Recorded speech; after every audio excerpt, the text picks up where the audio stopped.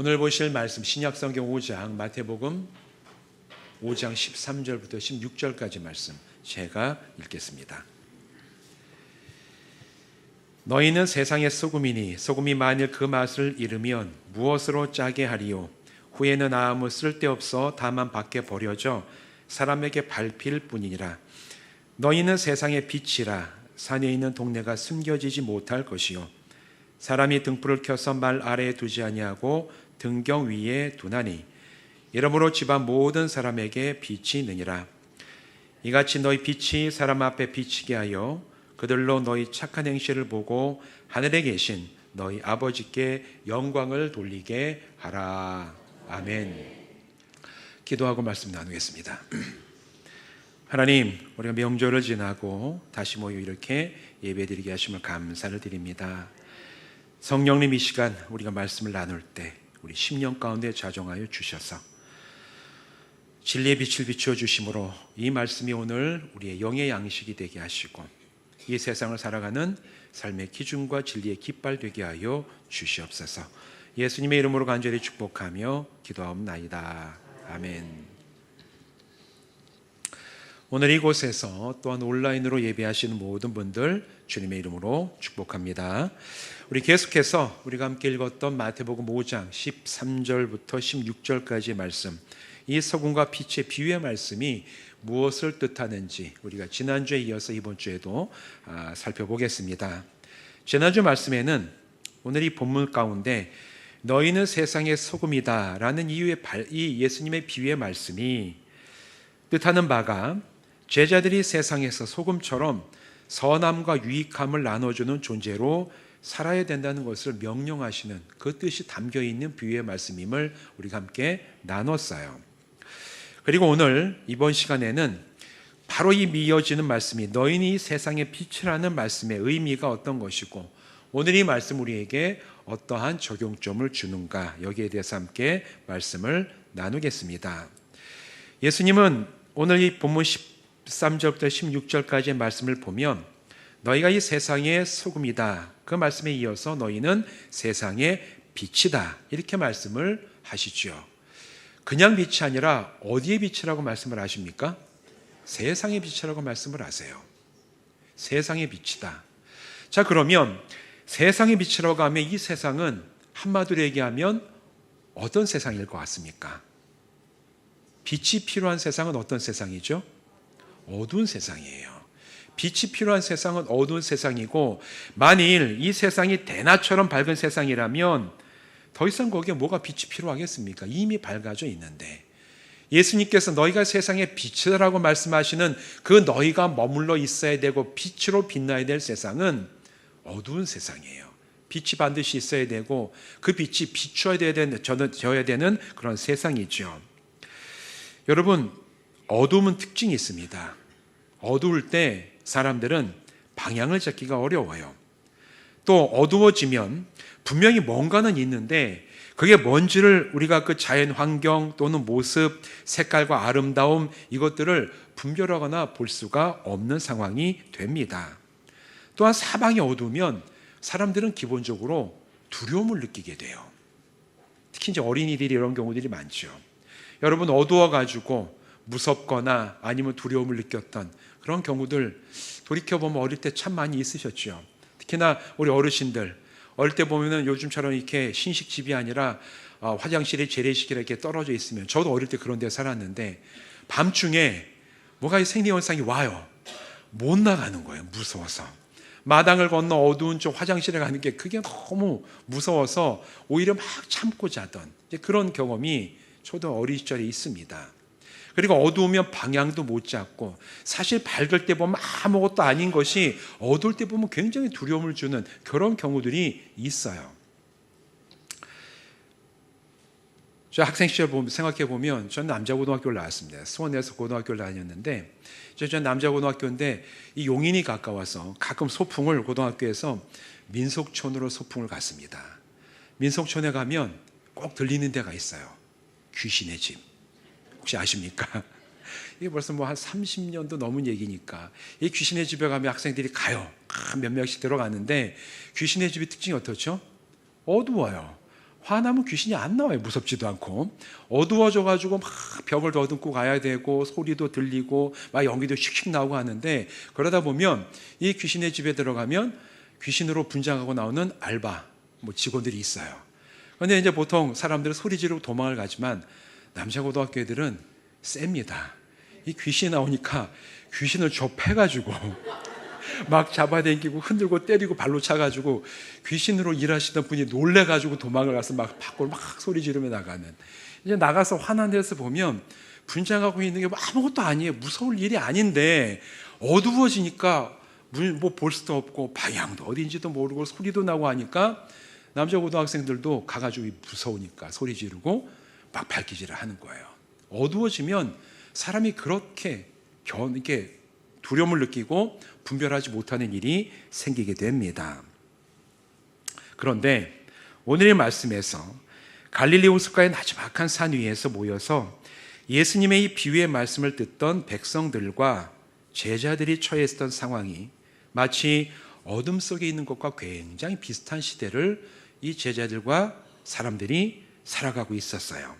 그 당시에 로마와 기득권층 사람들이 일반 백성들에게 행하던 경제적인 스타일이 굉장히 심해서 먹고 사는 게 참 쉽지 않은 그런 시대였습니다. 또 사람들 사이에 계급이 있고 이제 나눠져 있어가지고 하나님의 형상을 따라 사람들 모두에게 주어진 존귀함이 쉽게 무시당하는 그런 시대가 성경의 시대였어요. 더 나은 미래가 온다는 보장이나 어떠한 기대도 없이 그저 하루하루 생존하는 것이 사람들의 목적이 되어서 살아가던 그런 시대였고, 그런 시대에 살아가던 사람들이 오늘 예수님께서 말씀하시는 나지막한 갈릴리 주변에 있는 이 산 위에서 산상설교라고 말씀하시는 이 예수님의 말씀과 비유의 말씀을 듣고 있었던 사람들의 처해 있었던 상황이에요. 그렇다면 오늘날 우리가 사는 이 시대는 성경의 시대와는 크게 다른가? 물론 다른 면도 있지요. 절대적으로 사는 생활의 수준은 성경의 시대와는 비교할 수 없이 편리해지고 굉장히 발전된 시대를 살아가고 있는 것은 맞습니다. 그런데 사람들이 느끼는 근본적인 어두움은 옛날 이 성경의 시대나 우리가 살아가고 있는 이 오늘날의 시대나 크게 달라진 것 같지는 않아요. 여전히 사람들은 죄인으로 살아가기 때문입니다. 성경시대 사람들이 미래가 불안했다면 오늘 우리는 정말 밝은 미래, 아무런 걱정 없는 미래를 바라보며 살아갑니까? 그렇지 않아요. 똑같이 미래가 불안합니다. 어떻게 보면 이 시대는 더 불안함 속에서 살아갈 수밖에 없어요. 왜? 사람들을 불안하게 하는 그런 요인들이 옛날과는 비교도 할 수 없이 많이 늘어나 있기 때문에 그래요. 요즘에 어때요? 한참 연초가 돼서 AI가 발달이 되고 중국에서도 이제 AI 새로운 엔진이 나오고 이것 때문에 우리가 살아가는 이 미래가 10년 앞을 예측할 수 없는 시대가 되어버렸어요. 경제적인 것도 알 수 없습니다. 국제 정세도 정말 하루 앞을 알 수가 없는 그런 소용돌이 속에서 지나가고 있고, 우리 사회의 정치적인 상황이나 사회적인 모든 문제가 미래가 결코 밝고 안전하고 어느 누구나 정말 행복하게 살아갈 수 있는 그런 시대가 올 것이라고 누구도 장담할 수 없는 시대를 우리가 살아가고 있지 않습니까? 사람들의 존귀함을 쉽게 무시당하고, 또 이 시대에도 돈과 권력이 최고인 양 숭배받는 모습은 성경이 기록되었던 그 옛날이나 지금이나 그 방향은 크게 바뀌지 않은 채 사람들을 지배하고 우상처럼 사람들의 마음을 사로잡은 채 살아가는 시대, 똑같이 우리가 살아가고 있어요. 이런 시대에는 빛이 필요합니다. 성경의 시대나 오늘 우리가 살아가는 시대나 똑같이 빛이 필요해요. 그래서 예수님은 제자들에게 너희가 세상의 빛이다, 이렇게 지금 말씀하시면서 빛처럼 살아가라고 명령을 하시는 겁니다. 그런데 우리가 이 말씀을 볼 때 예수님의 이 말씀에 던져야 될 질문, 아주 중요한 질문이 하나 있습니다. 누가 빛의 근원입니까? 예수님이 하시는 이 말씀, 너희가 이 세상의 빛이다, 너희가 이 세상에 빛을 비추며 너희 착한 행실이 드러날 때 하늘에 계신 너희 아버지께서 영광을 받게 하라, 이 말씀을 말씀하실 때 우리는 그럼 문장적으로만 읽으면 우리가 빛이고 우리가 빛의 근원인가 보다, 그렇게 받아들일 수 있어요. 그런데 우리는 여기에 대해서 질문을 던져야 돼요. 누가 빛의 근원입니까? 성경을 아무리 봐도 어디에도 사람이 빛이 근원이라고 얘기하는 곳은 단 한 군데도 없습니다. 아무리 복음을 믿고 죄의 사함을 받았다 할지라도 사람들은 불완전해요. 쉽게 변질될 수 있고 이 세상의 영향을 많이 받을 수밖에 없는 존재가 사람이라는 존재예요. 그래서 사람은 어떤 사람이라도 비록 그것이 정말 예수 믿고 정말 변화되고 구원받은 사람이라고 할지라도 그 사람이 빛의 근원이 될 수는 없습니다. 대신에 완벽하게 빛과 같은 삶을 살아가며 명확하게 가리키는 빛의 근원이 있죠. 누굽니까? 예수님이세요. 예수님의 빛의 근원이십니다. 요한복음 8장 12절에 이렇게 얘기를 하고 있어요. 예수께서 또 말씀하시되 이르시되 나는 세상의 빛이니 나를 따르는 자는 어둠에 다니지 아니하고 생명의 빛을 얻으리라. 요한복음 9장 5절 말씀입니다. 내가 세상에 있는 동안에는 세상의 빛이라. 성경은 이것 외에도 여러 곳에서 예수님이 빛의 근원이시라고 변함없이 증언을 합니다. 빛이신 예수님을 통하여 사람들은 하나님이 어떤 분이신지를 알게 됩니다. 빛이신 예수님을 통하여 사람들은 하나님의 진리와 구원의 역사가 무엇이며 어떻게 진행되는지를 분별할 수 있는 유일한 통로가 바로 빛이신 예수님이세요. 그리고 그 빛에 거하게 될 때 사람은 죽음의 어둠에서 벗어나 변화되어 새 사람을 입고 곧 빛의 아들로 살아갈 수가 있습니다. 요한복음 12장 36절은 그래서 이렇게 얘기를 해요. 너희에게 아직 빛이 있을 동안에 빛을 믿으라. 그리하면 빛의 아들이 되리라. 예수 그리스도가 빛이 되시고 예수님을 통하여 하나님을 알게 되고 구원의 역사를 내가 확인하게 되고 믿게 되고 받아들이게 되면, 다시 말해 빛을 믿으면 너희가 빛의 아들이 될 것이다. 빛을 따라가고 빛을 드러내는 빛의 아들이 될 것이라고 예수님께서 이미 제자들과 사람들에게 선포를 하셨어요. 다시 말해 빛의 근원은 예수님이세요. 주님을 믿고 따르는 그리스도인은 달이 태양빛을 반사하여 어두운 밤을 비추는 것처럼 빛 대신 주님을 드러내는 자들임을 우리는 기억해야 됩니다. 어두운 밤에 보름달이 뜨면 태양 같지는 않더라도 어느 정도 사물이 분별이 되고 가야 될 길도 볼 수 있게 빛이 나죠. 별빛도 마찬가지예요. 그런데 달빛이 환하다고 해서 달이 빛을 냅니까? 빛을 내죠. 그러나 그 빛은 반사하는 빛이에요. 어떤 빛을 반사합니까? 두 눈으로 볼 수 없게 밝은 태양이 비칠 때 그 빛을 반사하여 어두운 밤에 사람이 그래도 볼 수 있고 구별할 수 있고 분별할 수 있는 그 빛을 세상 가운데 비추어 주는 거예요. 예수님 오늘 이 말씀을 통해서 너희가 세상의 빛이라고 말씀하시는 그 빛은 진리 되시고 빛의 근원이신 예수께서 오늘 나에게 비추어 주신 그 진리의 빛을 내가 달처럼 반사시키고 나를 통해서 드러내서 이 세상의 진리가 무엇인지를 비추는 바로 그 사명이 우리에게 주어져 있다는 사실을 말씀하고 계십니다. 사랑하는 성도 여러분, 이 말씀처럼 빛 대신 예수님으로 인해서 구원에 이르고 또 빛이신 예수님을 우리의 인격과 삶을 통해 이 세상에 드러내는 예수님의 제자이자 그리스도인으로 살아가시기를 주님의 이름으로 축원드립니다. 여러분, 빛은 빛나야지만 빛이에요. 당연하죠. 빛나지 않는 빛이 있다. 여러분, 이 말이 타당한 말입니까? 빛이 있는데 빛나지 않아. 그거는 앞뒤가 안 맞는 거예요. 빛이 있는데 빛나지 않는다는 얘기는 빛이 아니라는 얘기죠. 빛은 당연히 빛나기 때문에 빛이에요. 빛나지 않는 빛이라는 그 말은 그 자체로 성립할 수가 없어요. 오늘 읽은 이 말씀 가운데 14절 하반절과 15절의 말씀은 바로 이 말을 가리키는 겁니다. 빛은 당연히 빛난다. 이 얘기를 가리키는 말씀이에요. 이렇게 얘기하시죠. 산 위에 있는 동네가 숨겨지지 못할 것이요 사람이 등불을 켜서 말 아래에 두지 아니하고 등경 위에 두나니 이러므로 집안 모든 사람에게 빛이 있느니라. 갑자기 예수님 비유 말씀 속에서 껴드는 게 생뚱맞은 문맥이 좀 안 맞는 말처럼 들리는데 그 당시의 사람들은 이 말씀을 읽을 때 바로 깨달았어요. 뭐냐? 빛은 빛날 수밖에 없다라는 말씀을 하시는 거구나. 빛이 비친다면 그 빛은 당연히 비춰서 다른 이들에게 선함과 유익함을 주는 것이고 어두운 데를 밝히는 것이고, 그래서 사람들이 빛을 비추어 어두운 데 뒀고 문을 그냥 닫아버리는 것이 아니라 등경 위에 둬서 어떻게 하면 더 멀리 비출 수 있게 할까, 그거를 고민하게 하고 생각하게 하는 게 빛이구나. 빛은 당연히 빛난다라는 거예요. 이 말씀을 지금 하고 계시는 겁니다. 그래야 진정한 빛이지요. 오늘 모두 읽은 이 본문 말씀은 진리의 빛 대신 예수님이 완성하신 이 구속의 은혜를 믿고 힘입어서 죽은 영이 살아나 변화된 사람은 반드시 빛 대신 예수님을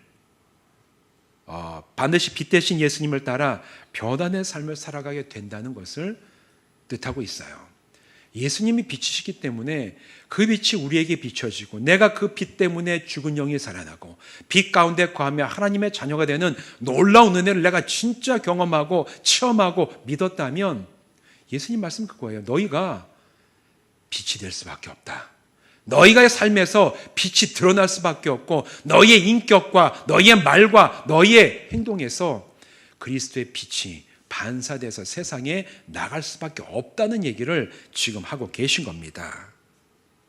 누가 보더라도 이 사람은 예수 때문에 영혼이 변화됐고, 소망과 성품과 인격과 삶이 예수 그리스도의 영향을 받은 삶을 살아가고 있음을 이 세상 사람들이 보면서 알 수 있는 삶을 살아간다는 얘기예요. 앞서 비유로 말씀하셨던 소금처럼 세상에서 선함과 유익함을 나누는 삶을 살아간다는 뜻입니다. 매주일마다 우리가 이곳에 모여서 예배하고 말씀을 듣고 찬송과 기도를 드리는 이유는 우리가 빛으로 오신 예수님을 믿고 알았기 때문이에요. 만일 얘가 예수님이 이 땅에 빛으로 오신 분이심을 알지 못하고 믿지 못하고 확신하지 못한 채 나온다면 우리는 주님을 좀 더 깊이 알아야 됩니다. 바르게 만나야 됩니다. 우리가 여기에 온 것은 빛 대신 주님을 만나고 고백하고 지금도 함께하고 계심을 확신하기 때문에 이곳에 모인 거 아닙니까? 그리고 그 빛 때문에 내가 구원에 이르고 하나님의 자녀로 살아가게 됐음을 확신하기 때문이에요. 그렇다면 저와 여러분은 이 세상에서 빛으로 드러나야 됩니다. 믿으십니까? 우리는 그렇다면 빛으로 드러나야 돼요. 어디에서? 어두운 이 세상에서 빛으로 드러나야 됩니다. 영혼과 인격, 나의 삶에서 나를 변화시키시고 여러분을 변화시키신 빛 대신 예수님이 드러나야 돼요. 오늘 여러분 빛 대신 예수님을 드러내며 살아가고 계십니까? 저는 여러분의 모든 이 세상에서의 삶을 일일이 우리가 서로 확인할 수는 없어요. 그러나 우리가 이 질문 앞에서 내가 정직하게 하나님 앞에 대답을 해야 돼요. 주님, 오늘 나의 삶은 빛으로 오셔서 나를 변화시키신 그 빛 대신 예수님을, 그리스도를 드러내는 삶을 살아가고 있습니까? 이 대답의 물음에 대해서 예라고 대답하시는 분은 기뻐하고 감사하며 더 밝은 빛을 주님 나를 통해 드러내게 하여 주시옵소서 고백하며 주님 앞에 더욱더 친밀하게 나가시는 성도 되시기를 주님의 이름으로 축원드립니다. 혹시 아직은 아니라는 그런 대답이 나에게서 나온다면 여러분 빛으로 오신 예수님 안에 더욱 깊이 머물고 동행하시기를 바랍니다. 빛으로 오신 주님을 우리가 깊이 만나게 될 때 우리는 빛날 수밖에 없어요. 왜? 빛이 나에게 비춰주시고 내가 그 빛을 반사하는 사명이 우리에게 주어졌기 때문입니다. 사도 바울도 예수님의 비유와 비슷한 이야기를 성경 여러 곳에서 하고 있어요. 대표적으로 고린도후서 2장 15절 16절 말씀이 그런데 이렇게 얘기를 하죠. 우리는 구원받은 자들에게나 망하는 자들에게나 하나님 앞에서 그리스도의 향기니 이 사람에게는 사망으로부터 사망에 이르는 냄새요 저 사람에게는 생명으로부터 생명에 이르는 냄새라. 누가 이 일을 감당하리요? 이렇게 얘기를 합니다. 쉽게 얘기하면 우리 어릴 때 보면 지나가다가 이게 땅에 개나 아니면 사람이 똥을 누구 간 자리에 잘못해서 밟았어요. 똥을 접촉한 사람에게 무슨 냄새가 나죠? 아름답고 향기로운 냄새가 나지를 않습니다. 안 좋은 냄새가 나죠. 이거 당연해요. 반대로 향을 많이 이제 좋은 향을 품고 있는 향수로 접촉을 하면 내 몸에 어딘가에 그 향수와 접촉을 하면 그 사람에게서는 무슨 냄새가 납니까? 그 향수 때문에 아름답고 좋은 냄새가 은은하게 나갈 수밖에 없는 거예요. 마찬가지로 예수님을 만나 참으로 변화된 사람은 예수의 향기가 날 수밖에 없습니다. 우리의 삶에서 빛 대신 예수님이 드러나는지, 예수의 향기가 나타나고 있는지를 정직하게 하나님 앞에서 살피고, 하나님 더욱 드러나게 하시고 더욱 향기가 나게 하셔서 주여 나의 삶이 주님을 드러내고 주님의 향기를 날리는 그런 귀한 믿음의 삶 살아가게 하여 주시옵소서. 사모하고 주님 앞에 나가는 성도들 되시기를 주님의 이름으로 부탁을 드립니다. 자, 그럼 빛으로 비춰지고 아름다운 향기가 난다는 것은 어떻게 나타날 것인가? 오늘 읽은 이 16절에 보면 명확하게 얘기를 하고 있죠. 착한 행실로 드러난다고 얘기를 해요. 예수님이 16절에 이렇게 말씀하십니다. 이같이 너희 빛이 사람 앞에 비치게 하여 그들로 너희 착한 행실을 보고 하늘에 계신 너희 아버지께 영광을 돌리게 하라. 이렇게 말씀을 하십니다. 그런데 이 말씀에서 만일 빛의 근원이 사람 자기 자신이라고 하면 그 사람이 빛을 비추고 착한 행실을 하게 될 때 영광을 받는 대상은 자기 자신이 돼야 돼요. 왜? 나에게서 빛이 나가고 내가 착한 행실을 했는데, 아니 그런데 왜 내가 영광과 칭찬을 받는 게 아니라 하늘 아버지 하나님께서 영광을 받으시느냐? 그럴 수밖에 없는 이유가 말씀드린 것처럼 빛의 근원은 내가 아니기 때문에 그래요.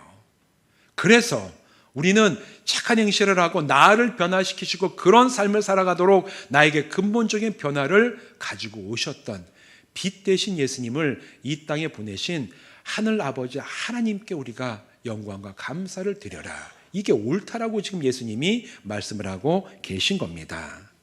여러분, 우리가 예수 믿고 변화되어 내 변화된 삶과 인격과 나의 성품을 통해 이 세상에 나가 선함과 유익을 끼치고 착한 행실로 살아갈 때 내 변화가 나 스스로가 만들어낸 것이 아니라 예수 그리스도를 믿고 만났기 때문에 내가 이런 변화를 오늘 내 삶에서 드러내고 살아갑니다. 이런 믿음의 고백이 여러분의 입술과 삶에서 넘치는 사람이 되시기를 주님의 이름으로 부탁을 드립니다. 바로 그때 여러분을 만나는 사람, 함께 일하는 동료, 여러분의 가족이 변화된 여러분의 영혼과 인격과 삶을 통하여 이 사람이 변화의 그 원동력이 성경과 성경이 증언하는 예수 그리스도로부터 왔구나, 이것을 확인할 수 있게 될 줄로 믿습니다. 여러분, 우리가 이처럼 착한 행실을 가지고 세상의 빛으로 살아갈 때 이 시대 사람들은 그리스도인의 그 선하고 착한 삶을 살아가는 걸 보며 즉각적으로 하나님께 영광을 돌리는 그런 시대는 아니에요. 오늘날 우리가 살아가는 시대는 무신론자들이 많고 하나님을 믿지 않는 사람들이 훨씬 많은 시대를 살아갑니다. 내가 선한 일을 한다고 해서 그 사람들이 이 사람이 진짜 믿는 하나님 살아계시구나, 복음이 이 사람을 변화시켰구나, 그걸 팍 받아들이고 저도 예수 믿고 따라가겠습니다, 이렇게 고백하는 시대는 아니에요. 그럼에도 불구하고 우리가 이처럼 세상에서 빛으로 살아가야 되는 이유는 변화된 내가 그런 빛된 삶을 살아갈 때 정말 누군가가 진지하게 삶에 대해서 고민을 하고 삶의 그 변화를 추구하고 있을 때 우리의 변화된 모습을 보면서 저 사람이 변화되고 새로워진 인격과 성품을 볼 때 저기에는 뭔가 분명히 있구나, 저 사람의 복음을 통해서 변화된 게 참이라면 저 복음에는 진짜 사람을 변화시키는 뭔가가 있구나라는 것을 깨닫게 되고 하나님 앞에 나오고 예수를 만나는 놀라운 은혜가 우리를 통하여 일어날 가능성이 있기 때문에 우리는 세상에 빛으로 살아가라고 예수님은 오늘도 우리에게 말씀을 하시는 겁니다. 그래서 사도 베드로는 베드로전서 3장 15절에서 이렇게 얘기를 해요. 너희 마음에 그리스도를 주로 삼아 거룩하게 하고 너희 속에 있는 소망에 관한 이유를 믿는 자에게 대답할 것을 항상 준비하되 온유와 두려움으로 하고, 이렇게 얘기를 합니다. 당신은 왜 그렇게 살아갑니까? 내가 당신 살아가는 모습을 유심히 보니 다른 사람, 다른 직장, 다른 동료들과는 다른 가치관을 가지고 다른 선택을 내리고 다른 방향으로 나가는데 무엇이 당신을 이렇게 살아가게 합니까? 누군가 물어게 된다면 거기에 대해서 대답할 수 있는 너희의 이유, 너희의 마음의 소망, 너희가 구원받은 이유, 그리고 무엇으로부터 이런 변화의 능력을 얻었는지를 대답할 준비를 온유함과 두려움으로 준비해라. 이렇게 사도 베드로가 그 옛날 성경시대 사람들과 오늘 우리들에게도 똑같이 권면을 하고 있어요. 쉽지는 않습니다. 그런데 우리 모두가 가야 될 길이에요. 어떻게 하면 이런 영향을 미칠 수 있을까? 뭐 큰 일을 한다고 해서 우리가 아주 대단한 어떤 사회적으로 크고 훌륭한 일을 해낸다 그러면 뭐 그걸 통해서도 우리가 칭찬을 받고 사람들로부터 야 정말 참 훌륭한 그리스도인이다 이렇게 인정을 받을 수도 있겠지만 사실은 착한 행실을 드러내라고 하는 이 성경의 말씀은 어떻게 보면 사소한 삶의 이 현장에서 정말 어떻게 보면 작아 보일 수 있는 일들을 통해서 그리스도 대신 예수님의 빛을 비춰내라는 얘기입니다. 제가 이 말씀을 준비하면서 떠올랐던 사건이 하나 있어요. 2023년 8월 29일 날 있었던 이제 한 기사가 제가 기억이 났습니다. 그래서 제가 인터넷 찾아보고 유튜브에 보니까 이제 이게 보도했던 뉴스가 있어서 캡처를 했어요. 2024년 8월 29일에 비가 많이 내리던 안산에서 이 비를 맞으면서 한 나이 많은 어른이 할아버지죠. 이 폐지를 줍는 분이 이제 그거를 처리한 다음에 비를 막 맞으면서 리어카를 끌고 쭉 가는데 한 젊은 여성 한 분이 오더니만 이 할아버지에게 이렇게 우산을 씌워주면서 거의 1km가 넘는 길을 같이 우산을 씌워주면서 걸어갔던 이제 그 사건이 아니죠. 이 일이 이 뉴스에 보도가 됐어요. 신문에도 나오고 보도가 됐습니다. 이런 일이 잘 일어나지 않기 때문에 지나가던 사람이 이거를 찍은 거예요. 요즘 뭐 휴대폰이 잘 있으니까. 해가지고 이제 찍어서 이게 일어나니까 이제 방송국에서 어떻게 이렇게 지금 사는 분이 있을까 하고 이 사람을 만나기 위해서 수소문을 하고 찾아가고 그 동네 가서 인터뷰를 하면서 여기에 나오는 직접 이 일을 경험했던 이 할아버지를 만나서 인터뷰를 하게 됐어요. 그랬더니 전혀 알지 못하던 이 젊은 여성분이 혼자서 비를 맞고 가고 있는데 갑자기 자기에게 오더니만 자기에게 우산을 씌워주면서 한참 이야기를 하며 길을 갔고 나중에는 옆에 있는 이제 현금 인출기에서 얼마를 찾아서 이분에게 쥐어드리면서 필요한 데 쓰시라고 그리고 그냥 갔다. 자기도 그분의 이름을 모르는데 요즘에 이런 분이 다 있다. 그리고 그러면서 그 주변에 있던 이제 이 지역에 있는 이제 상점의 뭐 사장님이나 이렇게 얘기할 때 한 분이 얘기하는 그 얘기 웃겼습니다. 요즘에 보기 드문 며느리감이라 내가 기억하고 있었다. 인터뷰에 보면 그 얘기가 나와요. 그래가지고 이 방송국 이제 관계자들이 인터뷰를 하기 위해서 다 찾아냈어요.